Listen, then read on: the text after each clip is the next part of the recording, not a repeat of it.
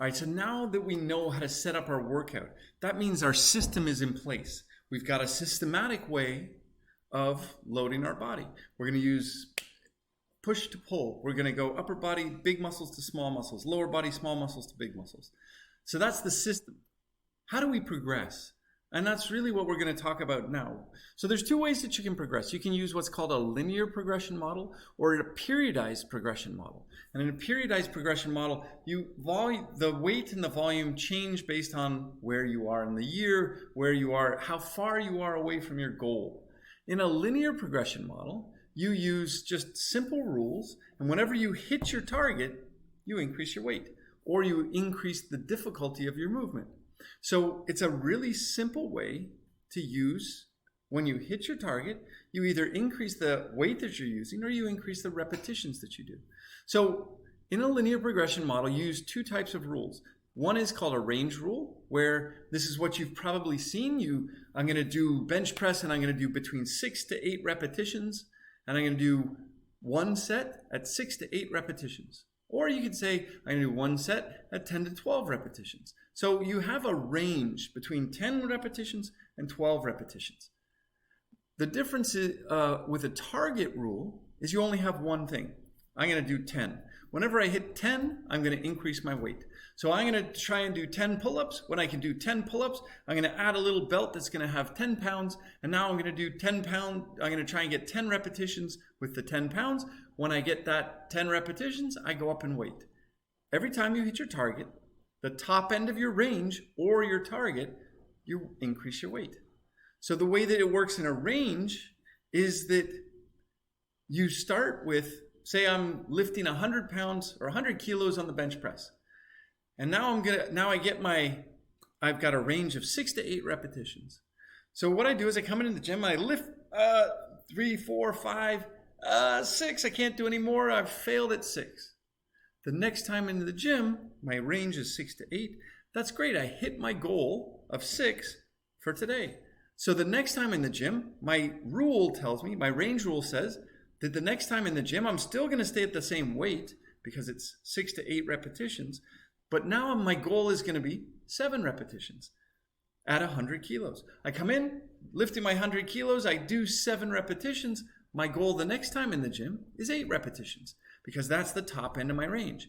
If I come in and I only get 7 repetitions, I'm still going to have the goal of 8 the next time in the gym. If I come in and I get 8 repetitions, great. Now I've hit the top end of my range. Now what I'm going to do is increase my weight. And the expectation is I'm going to only be able to do I'm only going to be able to do 6 repetitions. So now I go up to 105 kilos, say, but my goal is going to be to do 6 repetitions. And what this is it slows the rate of progression. So if I only have a target, every time I hit the target, I go up in weight. And so early on when I'm learning, I'm going to use a target rule because bang, I hit it. Yeah, all right. Next time in the gym, I'm going to lift heavier weight. Next time in the gym, heavier weight. Hit my target. Great. You've done that for 6 weeks or so, and now your progression starts to slow. So instead of just keeping that 10 as your target, now you can say, all right, this time I'm going to do 8 to 10. So when I increase the weight, my goal is to get 8 repetitions. Then 9, then 10. When I hit 10, I increase my weight again. Okay? Simple progression. One progresses faster. That's the target rule. The other progresses slower. That's the range rule. So when you're an experienced lifter, use a range. When you're a novel lifter, use a target. All right? With periodization, what you do is instead of just saying, whenever we hit our target, we're going to increase our weight. Now what you do is every once in a while you do a little test to see how strong you are. And then you're going to do, one day you're going to come in and you're going to do 60% of your maximal strength. And you're going to do it for a certain number of repetitions. The next time into the gym, maybe you're going to do lower amount of weight, but you're going to try and go faster. Or you're going to do something else because you have a different goal in this short cycle that we're in. And this is called a microcycle. Okay, so this is a microcycle is, say, a week or 2 weeks. A mesocycle is going to be a longer cycle, and that's going to be, say, it's going to be a month or 2 months. So if I have a goal to be really strong in 2 months, I'm going to use this mesocycle, so I'm going to maximally be at my best performance in 2 months. And the way that I would do that is by short cycles where I would change the weight and the volume. A lot of it is like the P90X stuff where you're trying to make sure that you don't get into that plateau range. The goal of periodization is optimal performance on a single day. The goal of linear progression is continued progression slowly over time. And so that's why when we say we're training for life, you train slowly and progressively over time. When you're training for optimal performance, you can use periodized structures that are designed to make you perform really well on a single day. All right, so let's go back to those target and range rule, make sure everybody has this right. Say you have a target, the number of repetitions, and we're gonna pretend it's gonna be 8, that you wanna do in a single set. When you hit that target, you increase the weight. Every time you hit that target, you increase the weight. Say it's the first time in the gym, oh yeah, I'm gonna put on that weight. Oh look, I did 10. Oh, you did 10? Great. Next time in the gym, you're gonna add weight and you're gonna try and get 8 again. And you continue to do that early in your weightlifting career. All right?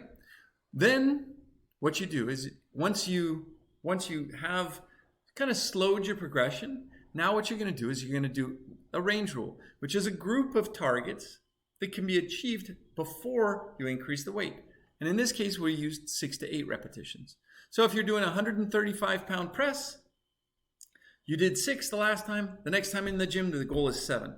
If you do 7 that time, that's great. You're going to do 8 at 135.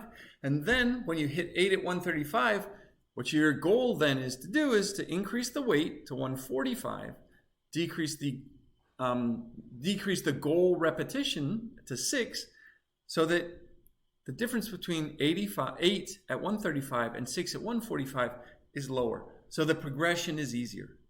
And really, like we said before, the rule is dictated whether you use a target or a range. How long have you been training? The longer you've been training, the slower your progression, the more you're going to use a range rule. So what are good ranges? So for an upper body compound movement, like a chest press or an overhead press, you can use a small range because you're lifting a heavy weight. And when you add extra weight, it's a smaller percentage of the total. So if I'm doing a bench press and I'm bench pressing 185 pounds and I add 5 pounds on each side, now I'm doing 195 pounds, that's not a huge percentage of the total weight. But if I was to do an isolated exercise like a lateral raise, and I go from 20 pounds in my lateral raise, and I get my 10, I go up in weight. If I go up to 25 pounds, that's a huge increase. That's a 20% increase in weight. So now it's going to be much harder for me to hit a small range. So what we want to do is we want to increase the size of the range. So you go, instead of 6 to 8 repetitions, now we're going to go 6 to 10 repetitions on an isolation exercise for your upper body. For your lower body, all of us, we're bipedal. We have more endurance in our lower body than we do in our upper body.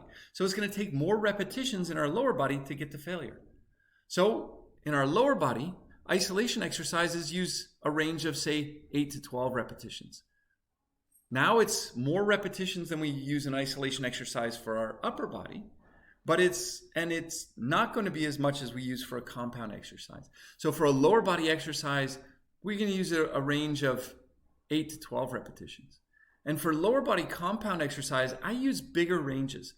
This is because we have so much endurance and we have to really fatigue out the quadriceps if we want to get the glutes. So what we tend to do is we tend to say that the first 10 repetitions of a leg press, a squat, or a lunge, or something like that are going to be for the quads, because the quads are going to start getting tired. And then as the quads start getting tired, the amount of work that the glute has to do increases. And so when you expand the range, and for a lot of things like leg press, where it's a really big movement, and it's protected so that I can support your low back, I'm going to go 25 repetitions. And I'm going to try and make you go to 25 because I want to get that quadricep so that your legs are shaking all over the place, because I don't want the quadricep to do this. I want to target the glute. And the only way to target the glute is by getting rid of the quadricep. All right? So that's how we would set up your ranges. And again, we talked about this idea of why periodizing. Goal is to perform well in one competition. This is also important when you're doing very high intensity training. When you do really quick movements, plyometric movements, the connective tissue can become damaged. And so what happens is You go for low intensity, very high velocity movements, and then the next week you go for high intensity, so high load, low velocity movements. And by switching that from week to week, what you're doing is you're providing different stimuli to the tendon as to the muscle. And so by doing that, the idea is that the whole system is going to progress better. But you can get the same thing with a linear progression model going to failure. The real key thing that periodization is really good for is mental progression.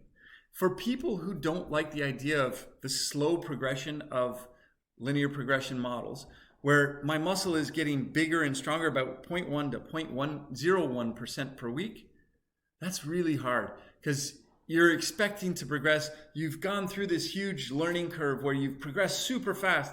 Now you're getting stronger. Now you want to continue to progress and continue to be great. And the problem is your progression is really hard to see. And if you're always changing the variables, you don't actually know that you're not progressing anymore.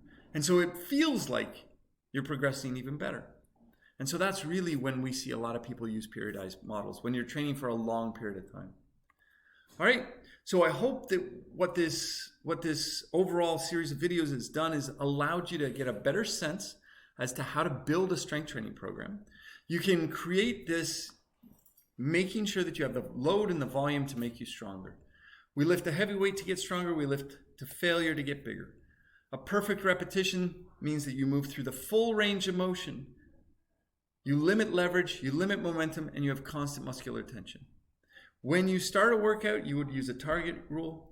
As you get stronger and as you progress more slowly, you're going to switch to a range rule that allows you to progress at a slower pace. And you can periodize if you are really advanced or if you really only need to be at your best for a few competitions a year.